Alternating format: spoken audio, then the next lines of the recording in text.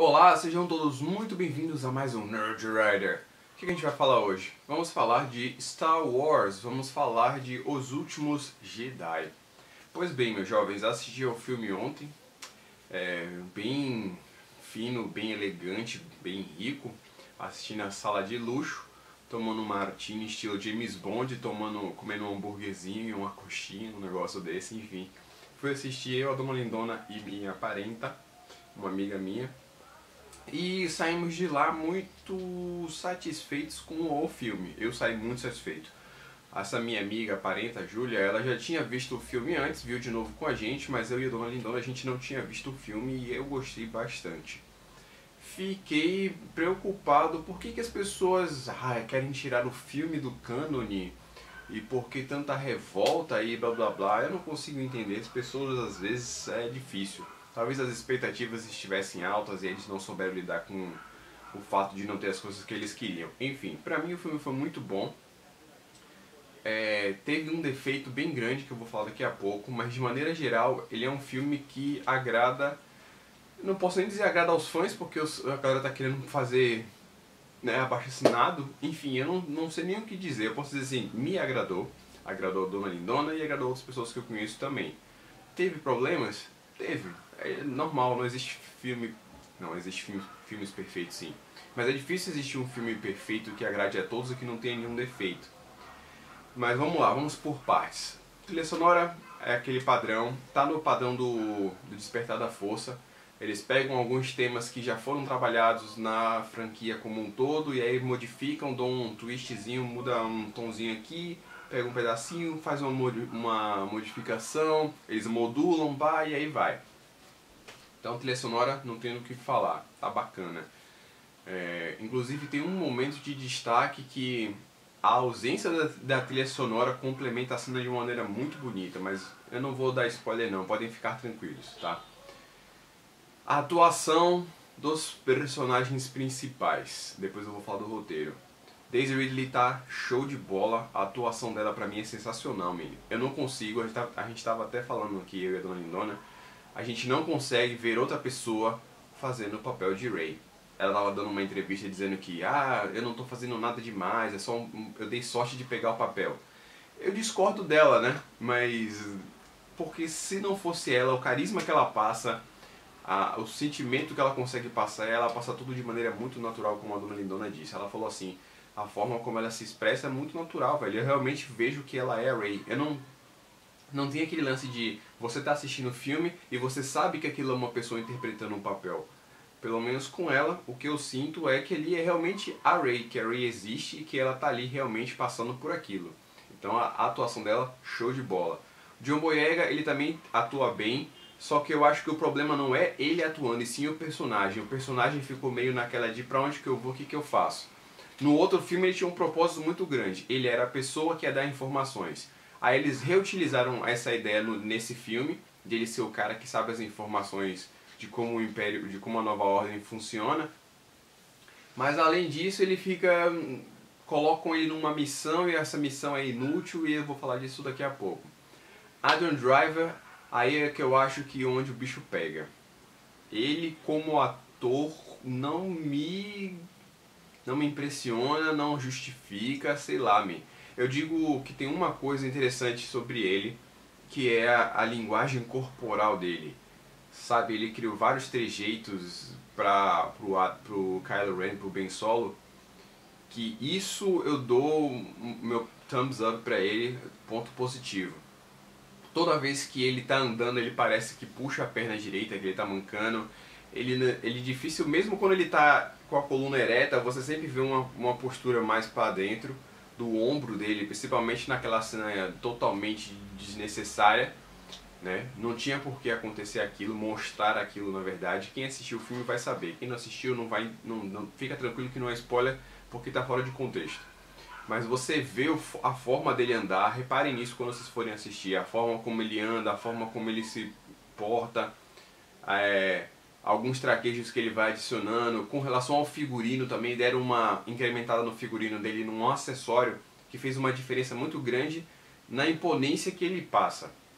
E aí também tem o lance de como ele luta com o sabre de luz, ele criou um estilo ele criou, né? Não sei se de repente foi ele, provavelmente foi o coreógrafo de luta, deve ter criado esse estilo pra ele. Então, o Anakin tinha uma postura, quando ele mudou do Anakin pro Vader, ele tinha uma outra postura para lutar com o sabre de luz. O Luke também tinha uma postura única para lutar com o sabre de luz. O Obi-Wan também tinha. Então ele pensou nisso, eu não sei se ele pensou nisso ou alguém pensou, mas tem esse lance de ele ter uma postura própria, tá? O Oscar Isaac, que é o Paul Dameron, também tá bacana. Eu só achei que ele interpretando um personagem tá bom, mas a direção que deram para o personagem dentro do roteiro ficou uma merda. E aí é o que eu vou falar agora. Pra mim, o filme tem um grande defeito. A primeira hora dele é totalmente inútil. E o segundo problema é que o filme começa num ponto e termina no mesmo ponto. Eu vou explicar tudo isso, fica tranquilo. A primeira hora do filme, o que acontece? Nós temos um problema, esse problema é apresentado, supostamente é achada uma solução e vão tentar resolver. Só que no fim das contas, tudo isso daqui é jogado por água abaixo.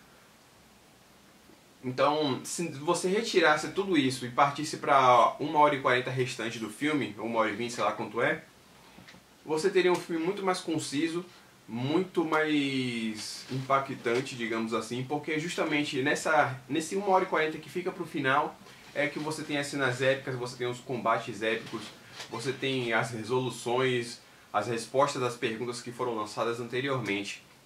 Nesse começo do filme é só para estabelecer um clima, para estabelecer uma mensagem, na verdade, uma mensagem de conflito de gerações. Não vou entrar em detalhes para não dar spoiler, mas tem esse lance de os personagens novos contra os personagens velhos e a questão da experiência das pessoas que falam: olha, menino, não faz isso. Não, eu vou fazer acontecer. Menino, tô te dizendo, vá por mim. Ouça a voz da experiência. Não, não quero saber de voz da experiência. E vai, faz e dá merda. Então essa 1h eu achei que é um tempo grande demais para passar uma mensagem. Poderia ter feito isso de maneira muito mais simples. Na verdade, eles já tinham passado essa mensagem nos primeiros 15 minutos do filme. Pra mim já tinha dado, eu já entendido, ok, esse cara ele é problemático porque ele não escuta as pessoas e por causa disso ele fracassa. E aí o fracasso dele é a missão que ele tem que se ligar. Eu já tinha entendido toda a ideia. Só que não, eles vão e fazem, repetem por mais 1h, mais 45 minutos, a mesma coisa que já tinha sido entendida. Talvez nem todo mundo entenda, e talvez por isso eles tenham feito uma tríplice. O que é essa tríplice? É eles explicarem a mesma mensagem 3 vezes, de maneira diferente. Basicamente é isso. Então eles explicam a primeira vez, explicam a segunda, explicam a terceira, que é para que todo mundo possa entender de maneira bem clara. Isso é muito comum na literatura. O Triste Fim de Policarpo Quaresma é um exemplo clássico. Eu digo isso porque eu estudei isso na faculdade e o meu trabalho de literatura foi feito em cima desse livro, de acordo com essa ideia. Ele pega uma ideia e explica ela em 3 momentos diferentes. São situações similares, mas ao mesmo tempo diferentes, que é para justamente explicar para aquela pessoa que não conseguiria entender na primeira. Então esse é um problema grande do filme. O segundo é aquilo que eu falei, começa num ponto e termina no mesmo ponto. O que eu quero dizer com isso? A Resistência tinha uma situação no começo e essa mesma situação se estabeleceu no final. Tá certo que ela foi elevada, mas não houve mudança. Eles não acabaram e nem com... É difícil falar assim da spoiler, mas houve uma escalação do problema, mas no fim das contas eles continuaram no mesmo ponto de onde eles estavam, que era tá lenhado. E aí, ainda por cima, se prolonga 1h40 numa perseguição que não faz sentido, assim, não é cabível dentro do que a gente já viu dentro do universo de Star Wars e pelo menos de filme. Não vou falar de jogo nem de livro, porque eu não li todos os livros e não joguei todos os jogos. Mas de filme é uma coisa que nunca tinha sido estabelecida. Aí ficou a impressão de que tentaram inovar e por causa disso ficou naquela perdida de pra onde que vai, vamos fazer um negócio diferente? Vamos. O que nunca fizeram em Star Wars? Ah, nunca fizeram isso, então vamos fazer. Vamos sim, vamos botar. E fizeram e eu achei que ficou nada a ver, achei bizarro. Então esses são os dois defeitos pra mim do filme. De resto, velho, o filme é bem feito, a fotografia dele tá muito bela, os enquadramentos estão belos pra caralho. A fotografia tá diferente do que a gente costuma ver. Temos vários núcleos, pareceu meio que uma novela, então a gente tem o núcleo da Rey, a gente tem o núcleo do Finn, a gente tem o núcleo do Paul Dameron e tem o núcleo do Kylo Ren. Então a gente tem 4 núcleos sendo trabalhados ao mesmo tempo. Eles poderiam ter organizado as coisas de uma maneira um pouco melhor. De repente, acho que facilitaria ter concentrado em um, depois em outro, depois em outro e depois em outro. Só que talvez se concentrasse demais perdesse o ritmo. Então o que eles fazem? Eles vão alternando todos esses núcleos que é para o filme ficar mais dinâmico. Mas mesmo assim, no começo dele fica muito arrastado, até que depois de 1 hora mais ou menos o filme engrena e aí que fica no pique. E vai assim até o final. Então, pra quem é fã, e pra quem não é principalmente, pra quem assistiu, sei lá, só usou o primeiro filme agora, o primeiro dessa nova trilogia, o episódio 7, eu acho que você vai gostar do segundo. Não sei se você vai se apaixonar, caso você tenha se apaixonado pelo primeiro. Mas tá bacana. Então é isso, agora que você vai deixar o seu comentário, vai brilhar, it's your time to shine. Se você for deixar um comentário que seja alguma coisa que eu não falei ou que seja spoiler, avisa antes, por favor, para não sacanear as pessoas que querem compartilhar, não é mesmo? Que querem ter a experiência de assistir o vídeo sem precisar tomar um spoiler. Então é isso, aquele um beijo, um queijo e até o próximo vídeo da resenha de filme, de seriado, de quadrinho, sei lá o que seja do Nerd Rider.